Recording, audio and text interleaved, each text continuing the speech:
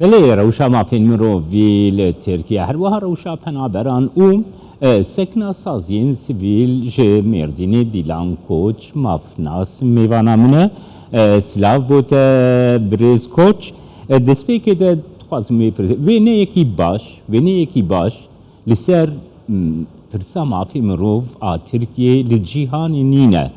Duê derbarê de dîtina te bigirim Birêz Dîlan Koç. Silav û rêz ji we re jî. Ez jî dixwazim tiştê baş bêjim lê belê tiştê gotên hemberî me tiştê ku em dibînin ji bo me jî bi rastî ne baş e. Ez li baroya Mêrdînê parêzerim.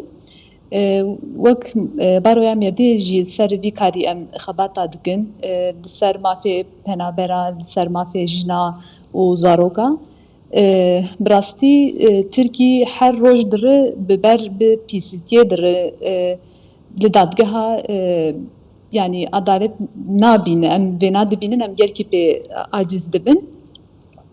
Birêz Koç niha Tirkiye namzetê endamîtiya Yekîtiya Ewropa bû. Di vê proseyê de gelek caran derfet hebûn ji Tirkiye re ku rewşa mirovî baş bike lê wekî te destnîşan kirî Ewropa bi xwe jî dibêje dibê rewşa mafê mirovî li Tirkiye xerabtir bûye.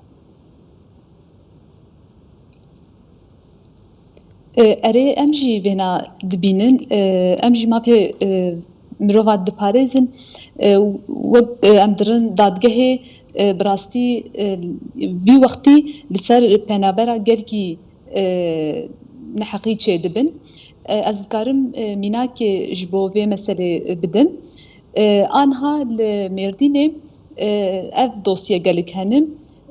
Ev mirovê goş Sûrî hatine koçber bûne li Tirkî.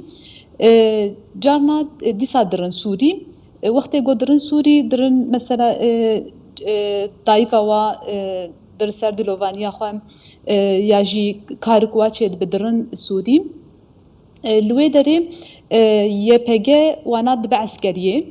Wextê gotên Tirkî dewleta Tirkî dibêje hûn bûne endamê vê örgütê hûn bûne örgüt üyesî bi Tirkî û va însana davêje hepsê. Çiqa em li ser heqê wana em wana diparêzin jî dibêjina tenê çûyî nav YPG ev mirov bûne endamê wêna û ceze dide wana. Çiqa yani em mafê wana diparêzin jî hakim li me guhdarî nakin.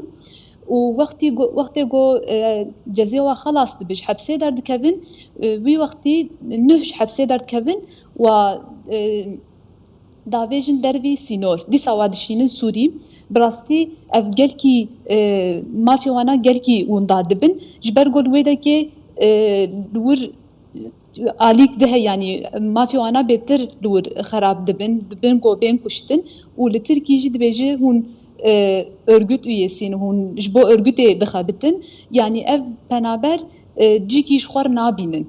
Bi rastî ev meseleyê gelekî girîng e û wek got em zanin bi hezar heba bi 600,000 însanî hene êwilo belkî bêtirin jî ê got hatine hemberî me em dosyê xwe destkarin vana ji werbêjin yanî gelek koçber li qarşî tehlîka vê tehlîkeyê ne.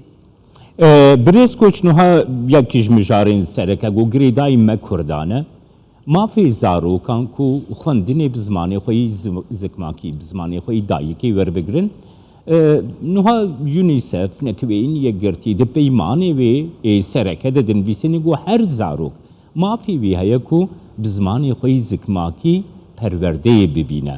Li Tirkiye li Bakurê Kurdistanê dev jê ber de ku bi zimanê xwe perwerde nabîne zarok bi yanî sîstemîn cuda tên xwestin ku werin asîmîlekirin jî. Divê derbarê de ger dîtina te bigirim.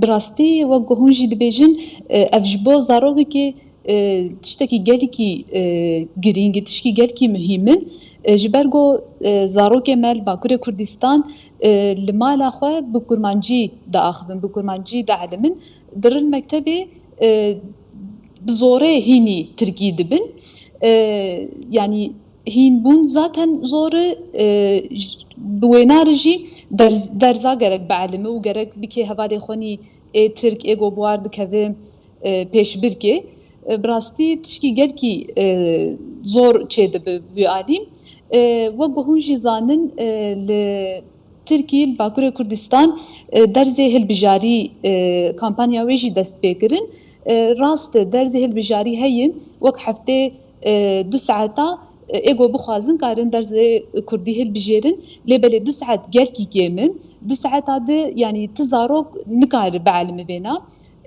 daxwaza me jî ev in got zimanê Kurdî bibe zimanê perwerdeyê ders hemû bibin bi Kurdî bi rastî ev heqê zarokayê jî wek UNICEF'ê jî ev heq daye lê belê li Tirkî anha ti gavê kulo nayên avêtin ev jî gelkî em pê xemgîn in. برێسکۆش دixwazim bizanibin bi rastî yanî tu bi xwe bawer dikî wekî mafnasekî got ew binema ew bingeh li Tirkiye heye got prosekî demokratîk dest pê bike rewşa mafê mirov baştir bibe bi giştî li Tirkiye bi taybet jî li Bakurê Kurdistanê ew bingeh ew binema heye ji bo prosekî demokratîk. Yani em dixwazin em hêvî dikin lê belê her roj hêviyê me jî kêm dibin lê belê em naxwazin hêviyê xwe derbker bikujin em wilo yeqîn dikin û xebata me jî ser vê wek însankî gwaz mafê mirova diparêzin em wêna dixwazin. Duwarê medya de birêz Dîlan Koç ji ber ku em bi xwe ku duwarê medya de kar dikin duwarê medya de rewşa li Tirkiye li Bakurê Kurdistanê tu çawa dinirxîne azadiya ramanî azadiya bîrû baweriyan li Tirkiye Me ev fêm nekir duwarê medya de azadiya medya yanî basın özgürlüğü tu çawa dibînî em fêm kir yanî bi rastî wek got anha li Tirkî mafê hemû kesa kêm dibin her roj ne tenê li ser kurmanca û koçbera û hemû alî din ji ber got yanî demokrasî kêm dibe ev jî gelkî kêm dibin yanî ser medya jî bi rastî yanî ev jî ne özgür ne ev jî nikarin xweşik xwe îfade bikin her roj di vê dekê rojnamevan tên girtin binçav dikin êgo ji aliyê iktidarê neştaxilin neaxivin aliyê iktidarê destê iktidarê negirin hemû tên binçav kirin û hemû bi gorî wana bi gotina wa dibin terorîst ev jî bi rastî tişkî zor in. Belê spasiyat etkim birêz Dîlan Koç mafnaz ji Mêrdînê tu mêvana me.